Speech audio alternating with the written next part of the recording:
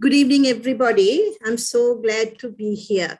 Now, going straight into the topic, it's not actually a topic. I've been given a question.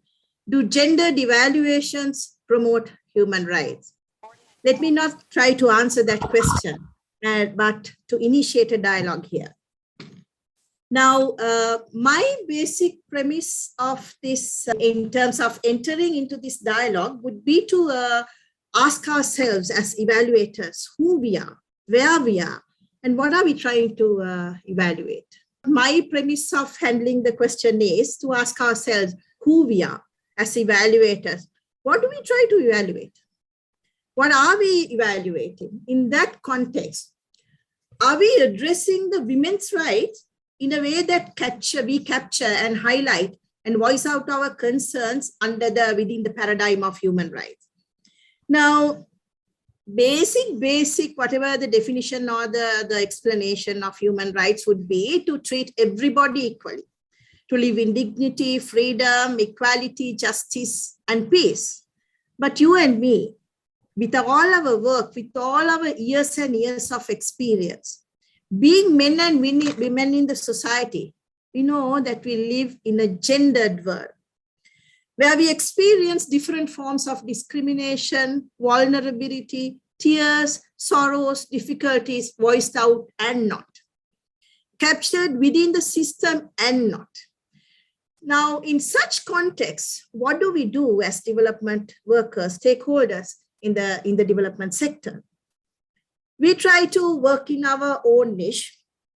And as I mentioned earlier, identifying the areas of concern where gender-based discrimination, which becomes the priority for us in our projects, we try to make a change, to bridge the gap, to address the vacuum, where we believe every woman would have to live freely, live without being faced in becoming a victim in violence, slavery, discrimination, right to vote, a fair wage. In situations when we don't see that is happening and we feel that there is a responsibility of intervening to make whatever the change, we talk about women's rights. We tell the world, we raise our hands, we bring our voices together, and we kind of signal the world saying, look here, women's rights are being denied. We have to work on the women's rights. How do we bring about women's rights within the paradigm of human rights, us as being evaluators? In a broader perspective, we talk about gender equity and equality in our interventions. We kind of focus all our activities to assure gender equity and equality, and to create a push, create a voice to say, look here, women's rights are human rights. So as evaluators, that is why I said that my premise or the entry into this dialogue is to ask ourselves, what do we evaluate? When we give our recommendations, what do we recommend? To promote women's rights? And do we go one step beyond, kind of consider the broader perspective of the change which we are challenging for, or asking for, fighting for? Women's rights within the paradigm of human rights. Saying that, now what do we evaluate? We try to understand the comprehensive understanding of social structures, which create power imbalance, discrimination, and social norms and stereotyping, and the discrimination within the economy, education. We are trying to say, okay, fine, being women, socially enforced norms based on the gender differences, well, rights are being violated. So women do have rights. In that case, women's rights are being promoted.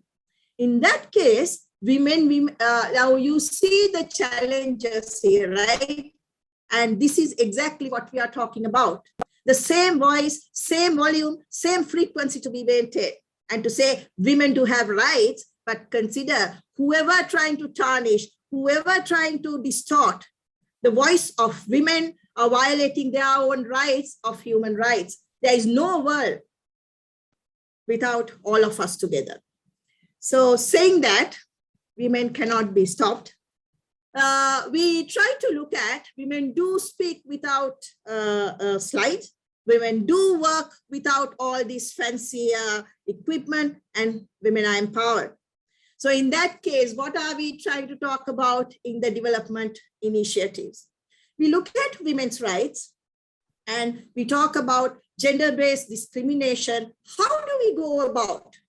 What happens in terms of women and in terms of development workers? We do work, whatever the challenge it may be. India, Sri Lanka, around the world, women cannot be stopped. Discrimination, marginalization, trying to push you out of the stream, but we would not, right? I was talking about in evaluations. Now, when we see discrimination, vacuums taking place, in the development world, we intervene in culturally. If the prevailing legal system is not wrong, economy is not healthy for women, education rights are being denied, what do? We intervene. And when the projects are being implemented, these projects are being implemented to address the practical and the strategic needs. You and I are most of the time evaluating when it comes to projects.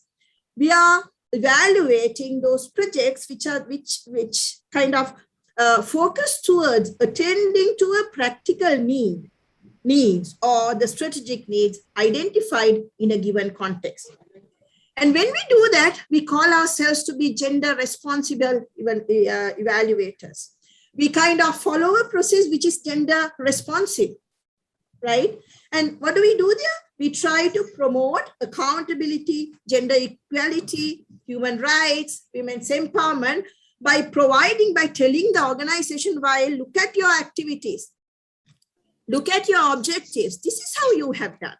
So gender responsive evaluation on a contextual perspective, we do contribute to human rights. But let's take one step further. Gender responsive evaluations leading to feminist evaluation. What do you mean by feminist evaluation?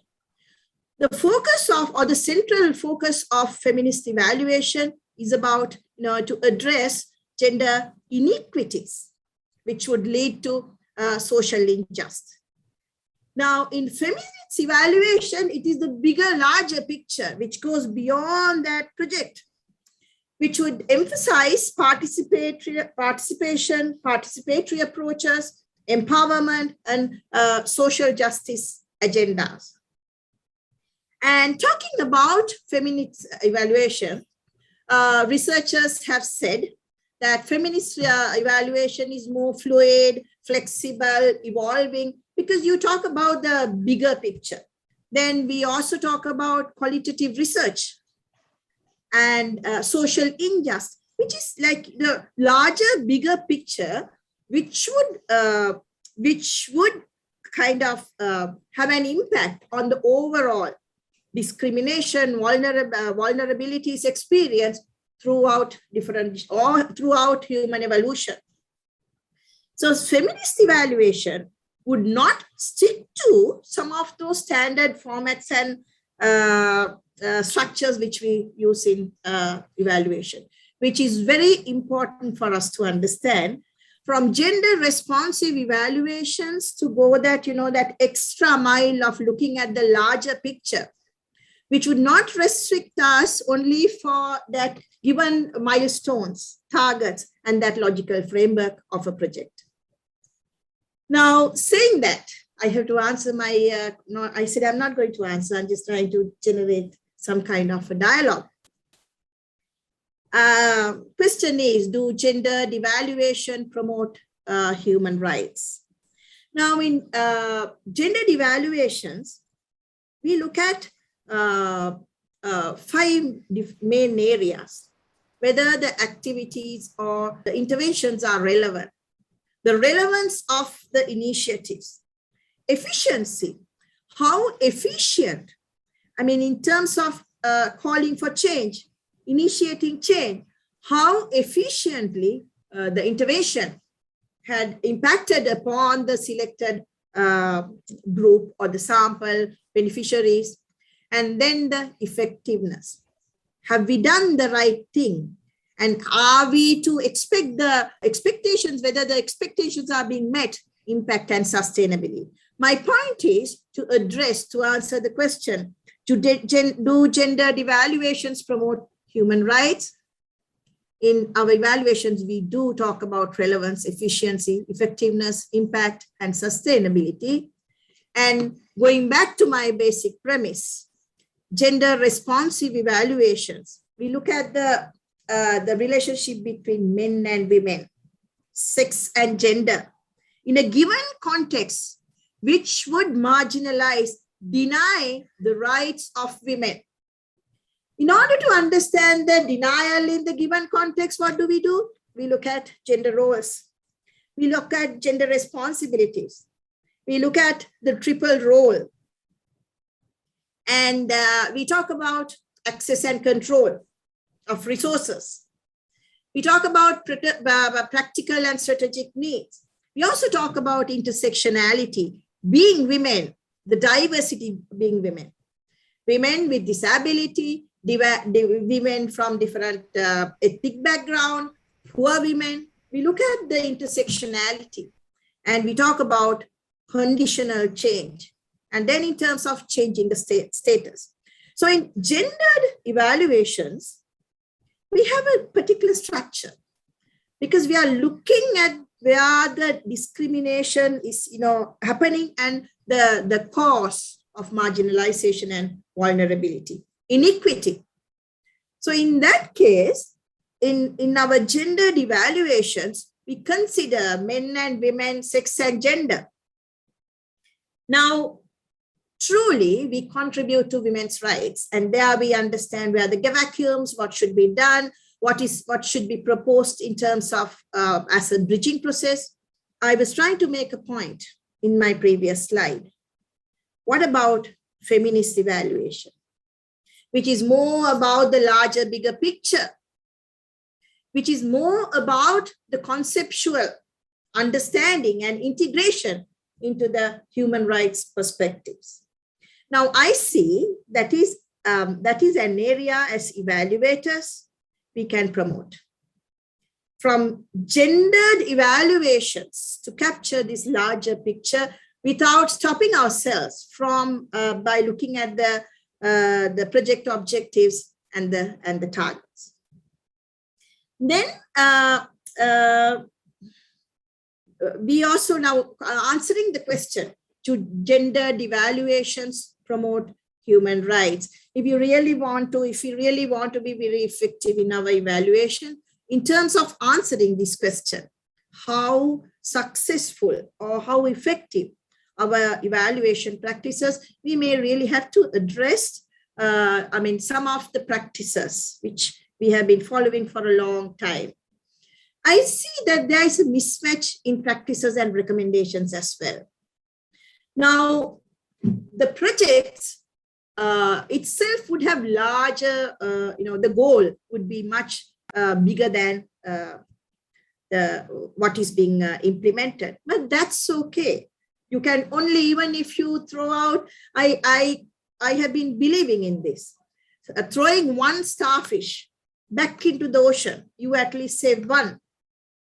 So likewise, the small initiative, within that small initiative, creating hope to look beyond your whatever that periphery.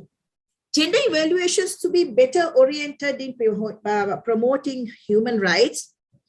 I feel we have to readjust our views in terms of aligning project objectives and activities and deciding what exactly are we to evaluate. Then addressing practical and strategic needs in answering the question, do gendered evaluations promote human rights? It does. Gender responsive evaluations towards feminist evaluation. We are at a stage, I believe, that we have to take down all these tools which we use. Logical framework, results-based monitoring, power mapping, resource mapping, and to adjust and to map it out with the theory of change. Now, nowadays, in any project, we talk about a theory of change. The theory of change is it would cover a broader area it's for sustenance. It's for a long-term change. So in that case, in our evaluations, the tools which we use, which would promote women's rights, and in order to move one step further to add value to our dialogue, I feel we have to kind of address and to conceptually understand what feminist evaluation means, which would help us to re-emphasize that women's rights are human rights. Thank you very much. Thank you.